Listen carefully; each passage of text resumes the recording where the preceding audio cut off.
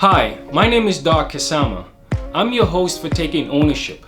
This is a show by entrepreneurs for entrepreneurs. If you want to own a business, this is the show to watch. Please subscribe so that you can get the latest episodes.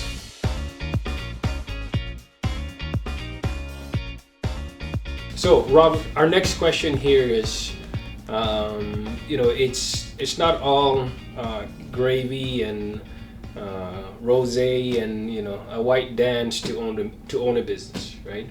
And so let's start on the good side. What's the most rewarding part of owning a business and managing people? Because I always tell people they think they want to manage people until they start managing people, right? Yeah. so for you, what's the most rewarding part? Well, I mean, there's a couple aspects of reward. Obviously, there's the financial reward. You put your brain power, your sweat, your equity, your blood into something, and it works. It makes money for you. So that's a reward in itself. I think the other thing is seeing others prosper from the decisions I made, or we made as a group. I think that's the biggest reward. So them individually, actually having a career and a life and a salary and a family that they can support every month, I think that's the best reward I've seen thus far. And I know they rely on that. They rely on me for a lot of that. But it almost feels like I've done something beyond myself. Right. But that can be a lot of pressure too, right? Because you're right, there's a lot of people that depend on you making good decisions so that they can feed their families. That's right. So how do you deal with that pressure? It is a lot of pressure, definitely. I think it's one way you handle a decision is you can make it on your own. Sometimes it just has to be, it's my decision. This is the way we do it. And sometimes it's a bit of collective decision. We kind of have a conversation about it. Team, well, if we decide to buy this product, will it sell or will it not sell? Do we understand how to sell it? What are the margins? Who's the supplier we're getting from it? Let's buy 5,000 of it. Let's go. And sometimes those decisions, you want to get sort of buy-in of everyone before you go with it. And it's a mix of that every day. Every day. And so, we've all been in this place, right? We've made a bad decision for the business. Yeah. And one of the biggest things is, as an entrepreneur, we've all failed, but then you have to get back up and keep running the business. Yeah. But, as a former athlete, I understand that to be successful in anything, there has to be a pace when you're working, but there also has to be a pace when you're recovering and resting and overcoming your failures. Yeah. So how do you recover from a bad decision? Yeah, that's great. The first thing I take responsibility for the failure. And I don't look around, because I know ultimately it stops with me. If a decision was made by the business, I know it's me. So even if there were 10 people in the room and we decided, I am happy to accept the failure was mine. I did it. Because ultimately I said yes to it. I could have said no, but I need to take responsibility for it. That's the first thing. And I think by doing that, it relieves some of the pressure off of everyone else.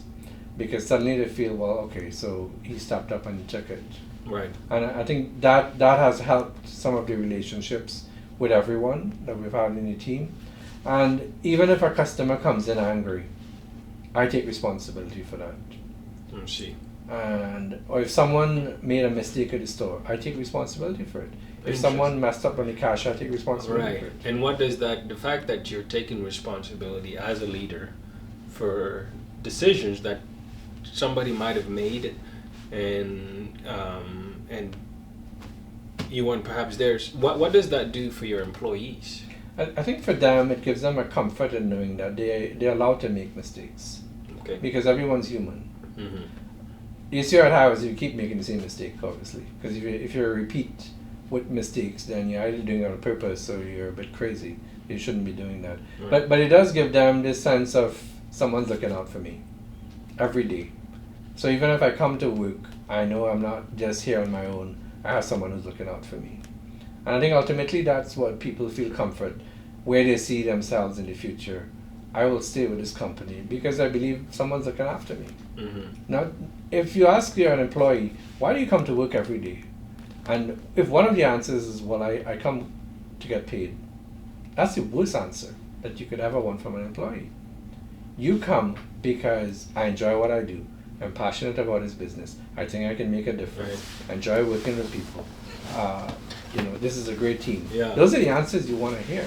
Absolutely, but I think most businesses, I would say, and most owners out there have ran into, or they may even have the one employee right now who's coming to work just for the paycheck. Nothing else. Oh, I have those, definitely. Right? Yeah. And it's how do you deal with that? It's not easy, really, and I'm not about going out to change anyone, really, because some people show up and without too much push, this is for them. They enjoy it. They like it. Some people will come for the paycheck. That's why they showed up in the first place. Right. They needed a paycheck. But then if you can create sufficient compensation in their life, it almost becomes irrelevant. Then they start thinking about more of how do I become a better person in my job? How do I become more productive? How do I deliver better results? More so than it's Friday, I'm going to get paid today, Right. and I'm out of here. And it's a difficult environment to create, especially if you're not there, obviously, because you're not standing there all day having these conversations with people. But it's the little things that you do, and a couple of things I learned is people hang on every word you say as well, and they repeat it amongst themselves. So be yourself, but you got to be very sensitive to others.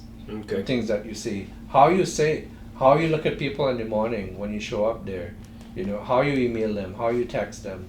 Little things makes a difference for everyone, and everyone's different. So you gotta have your heightened senses when it comes to communication with people. That's awesome. Thanks for sharing that. Yeah. And so,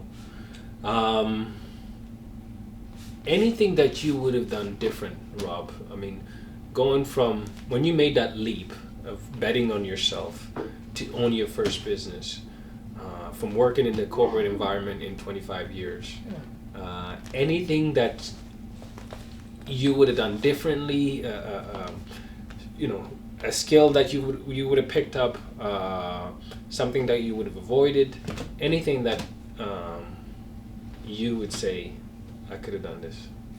I would say I wouldn't have done anything differently, because I don't believe in second guessing myself. That if I made a decision, it was based on all the information I had at that point in time. Even if it was the wrong decision, I know I used all the information I had at that point in time. One thing I wish I had started this earlier. I just took too long. 25 years was such a long time, and I think I was caught up in the romanticism of being in a large corporate company.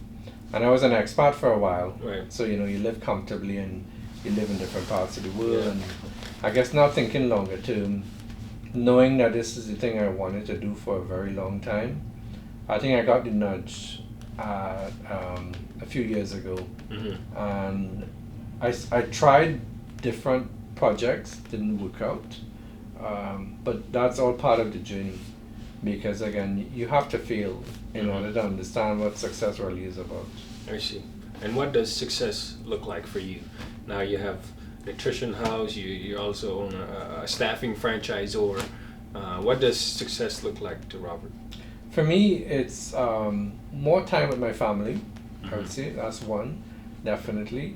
Like I mentioned, if I can create prosperity for the people that work for me and the team, that's success as well.